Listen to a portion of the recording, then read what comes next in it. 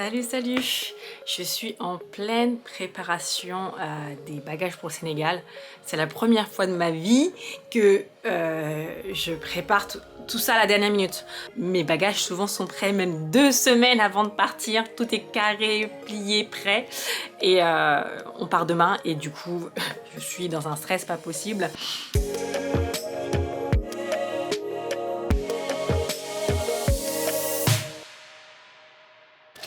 Qu'est-ce que tu fais, Stella?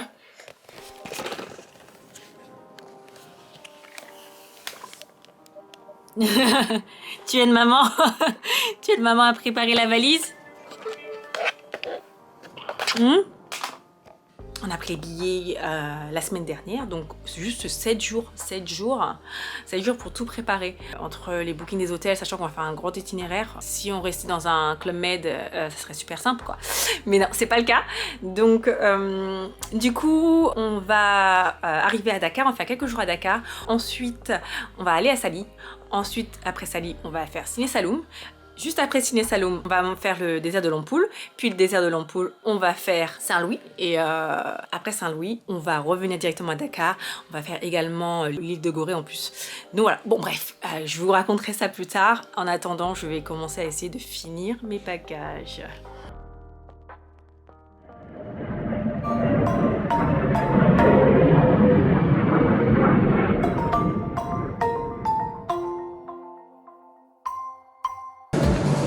Bon allez, c'est parti.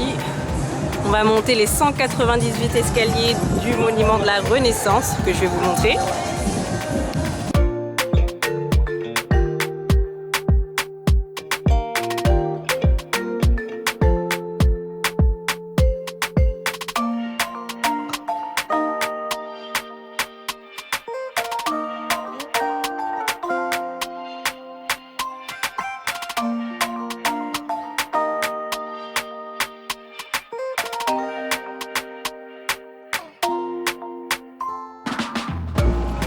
Bravo. Nous avons fait la visite complète de la statue. Au rez-de-chaussée, il y a un diaporama décrivant l'histoire de la construction du monument, ainsi qu'une fresque retraçant l'histoire de l'Afrique et de ses grandes figures. Puis, quand vous montez au 2e étage, il y a une salle d'exposition. Ensuite, au 4e, un salon d'honneur. Puis, au 15e étage, nous sommes dans la tête de l'homme. Et on peut voir du coup toute la ville de Dakar. C'était juste magnifique.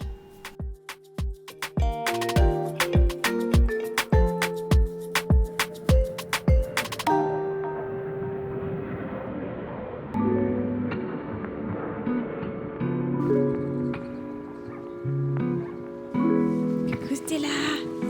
Coucou! Waouh! Est-ce qu'il fait chaud? Nous avons fait un petit stop à Sali, juste pour chiller, tranquille, donc nous n'avons pas forcément fait plus d'activités que ça.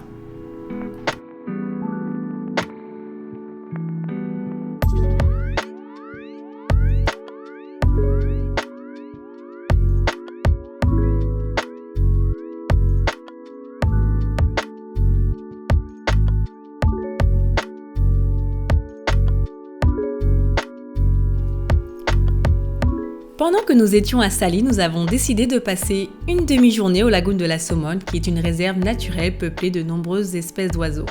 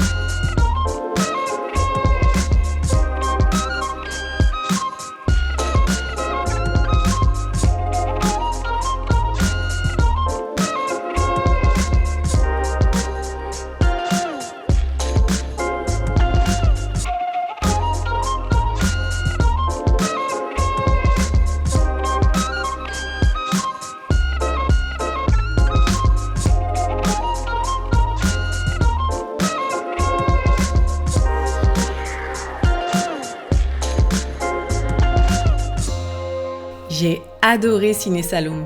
Nous avons également fait une visite du lagoon de la région et nous avons essayé aussi d'apercevoir les panthères. Mais malheureusement, celle-là a été un échec.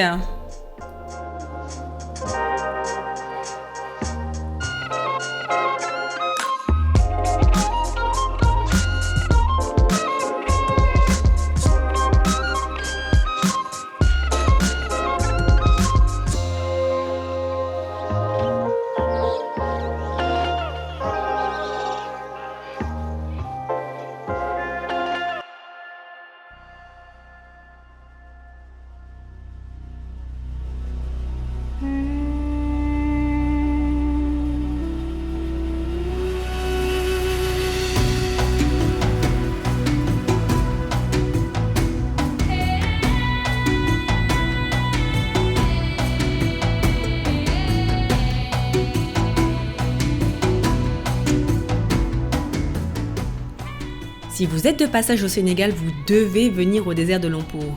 Une nuit est suffisante pour apprécier cette expérience. En tout cas, moi, je vous le recommande, c'est sur la bucket list.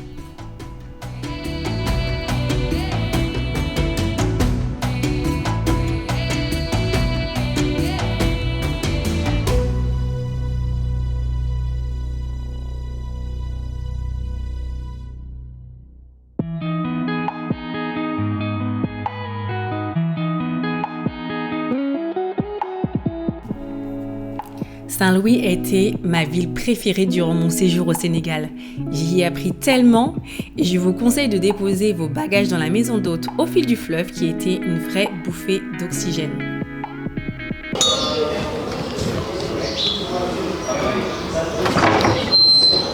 Bonjour, bienvenue au fil du fleuve. Je m'appelle Marie-Caroline et je suis ravie de vous accueillir. Je vais vous faire visiter un petit peu cette maison, qui est une maison d'hôte, mais qui, avant d'être une maison d'hôte, était un entrepôt de gomme arabique.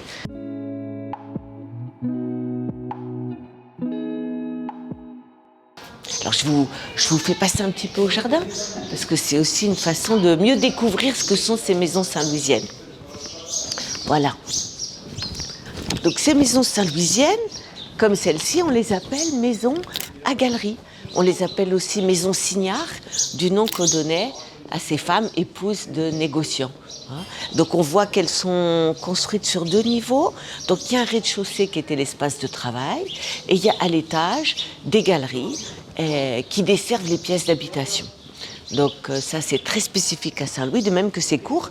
Et on peut considérer d'ailleurs que ces cours sont l'apport de métissage en fait de ces maisons, parce que ces maisons sont forcément inspirées de l'architecture que connaissaient les Bordelais ou les Marseillais installés à Saint-Louis, mais le fait d'avoir une femme sénégalaise qui elle avait l'habitude d'utiliser un jardin, d'y vivre, d'y travailler, une cour, bah forcément il y a eu cet apport.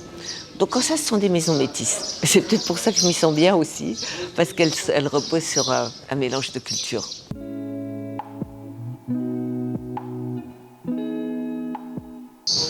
Voilà, je vais vous faire visiter un peu la maison et puis ça va permettre de parler un peu de son histoire, mais surtout des travaux, de comment est-ce qu'on a pu finalement la restaurer. Bien sûr, il y a eu quelques difficultés, mais il y a eu plus de bonheur que de difficultés. Ça, c'est déjà ce qu'il faut se dire. Je crois que ce qui est important, c'est d'avoir un projet auquel on croit et qui ne soit pas qu'un projet professionnel, qui soit un projet de vie. Donc je me suis attachée à ça. Il faut trouver les bons entrepreneurs, il faut retrouver des savoir-faire, mais on les trouve et il y a des gens passionnés, il y a des gens qui ont envie de bien faire à chaque fois. Donc ce qu'il faut, c'est avoir cette exigence de respecter les choses.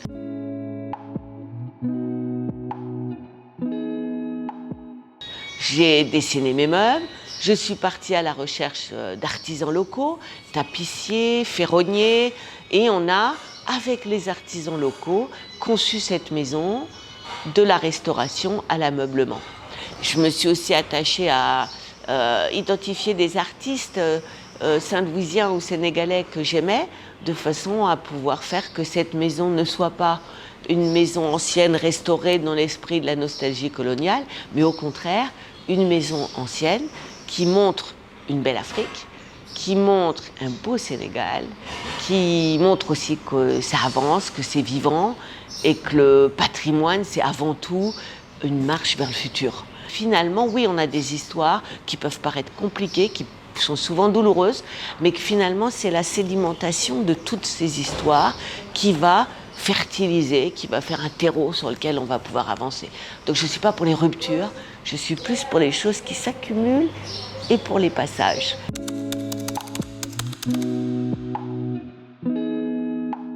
Si j'ai un conseil à donner, c'est d'abord de bien bâtir son projet sans a priori.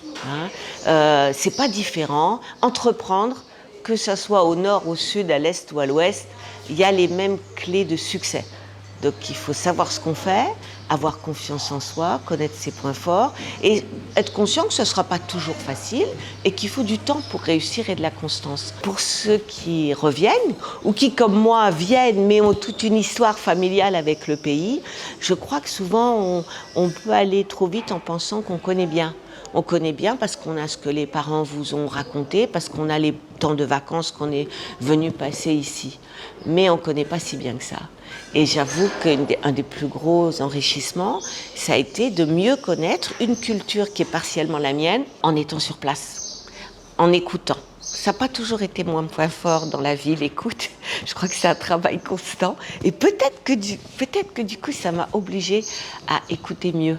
Donc il faut savoir écouter, il faut savoir s'adapter, il faut savoir respecter des différences sans se perdre. Parce que ce qu'on a acquis aussi, on est des personnes un petit peu différentes. On est des personnes qui sont de toute façon dans le multiculturalisme. Et c'est un enrichissement, et c'est une chance.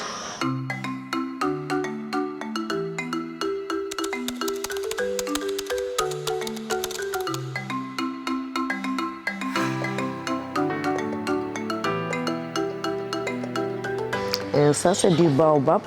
On appelle bouillie, c'est du pain de change. On fait du jus aussi avec le baobab. Et ça, c'est du solom, c'est le tamarin velours. Ça vient de Casamance. Et ça, c'est sous les dattes du désert. On enlève la peau, on le suce et c'est bon pour la santé. Et ça, c'est du mbouraké. C'est le pain grillé. On a mélangé du pâte d'arachide, du sucre dans le mortier. Et ça, c'est du miel de Casamance.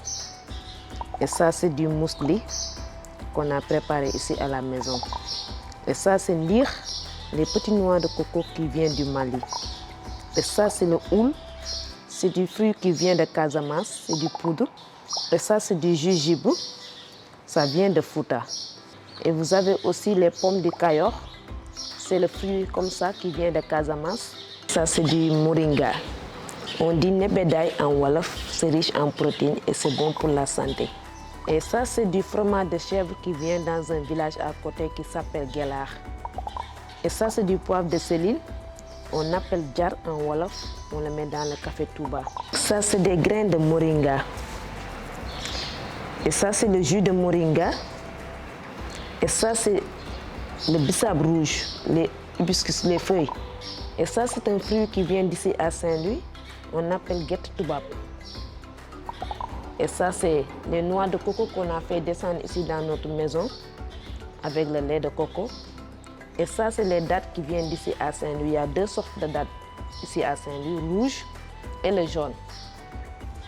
Et ça, c'est un fruit qui vient de Casamance. On appelle du tar. On fait du jus aussi avec ce fruit et des confitures. C'est le canne à sucre. Ici, on appelle bant sucre en wolof.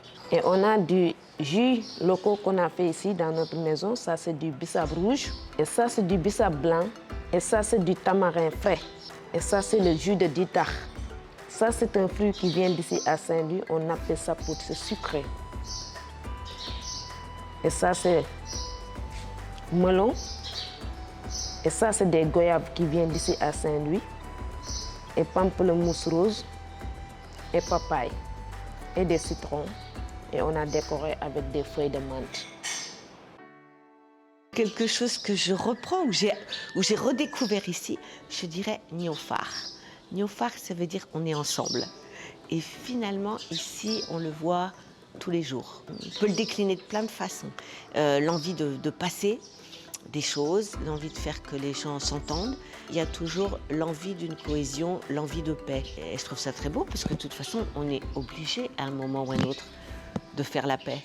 Donc autant partir du bon pied et se dire on est ensemble et on la veut cette paix. Et ça, c'est valable pour plein de choses.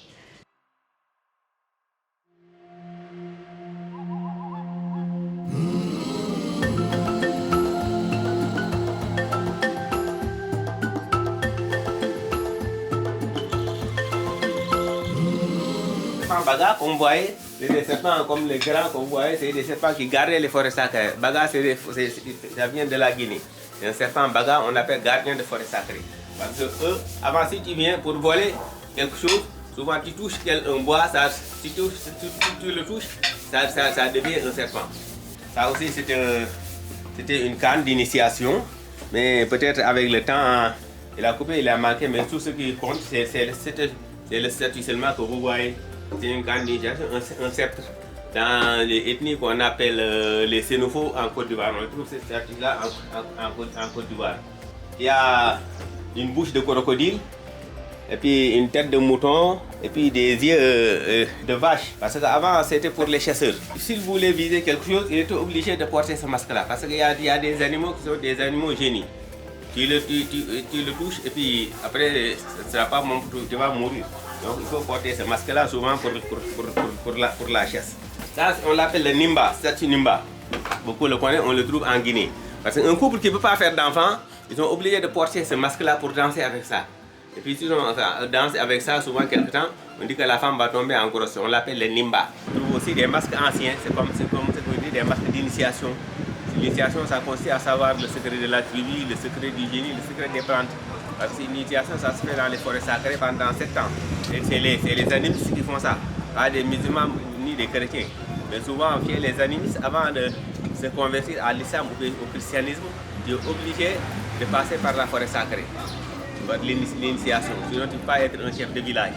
Parce qu'une fois que tu es devenu le chef de village, c'est en ce moment que le génie doit te rendre visite souvent pour te dire de faire tel sacrifice pour avoir un bon hivernage ou bien pour chasser un malheur dans le village. Donc il y a des masques d'initiation, il y a des masques de danse, il y a des masques aussi de prestation. Il faut prosterner devant ces masques qu'on adorait comme des dieux.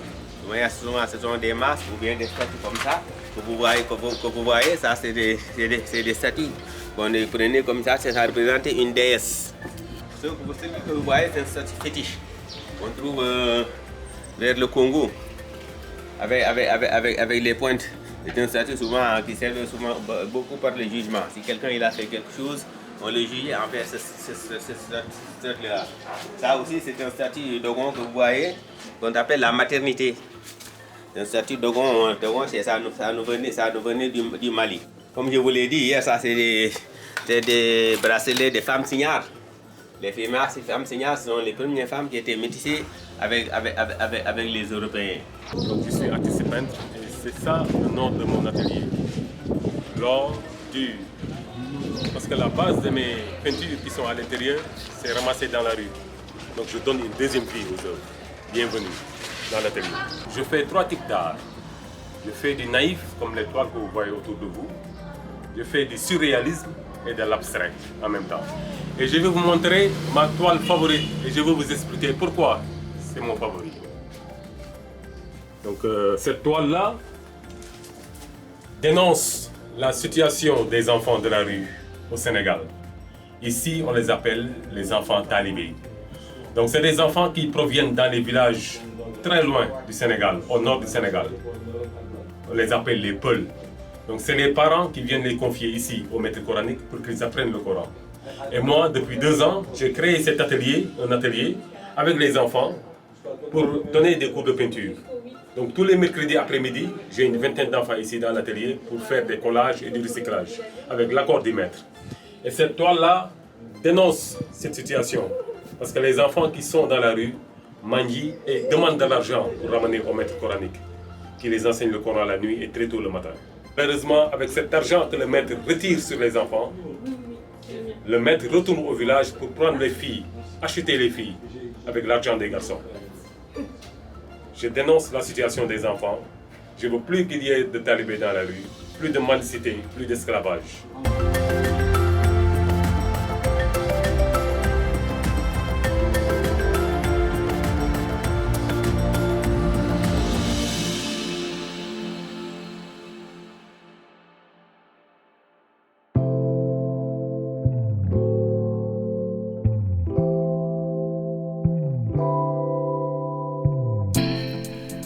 Le lac Rose, ou plutôt le lac Redba, tient sa couleur rose d'une algue et ce lac est très concentré en sel. On peut s'y baigner, mais il est recommandé de ne pas y rester très longtemps.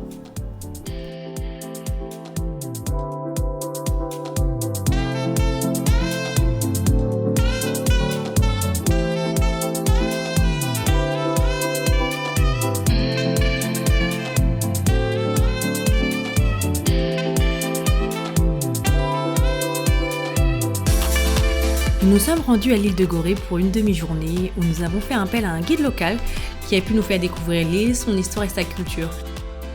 Pour la petite info, nous sommes restés bloqués dans l'île car le président d'Afrique du Sud était justement venu cette même journée pour une commémoration.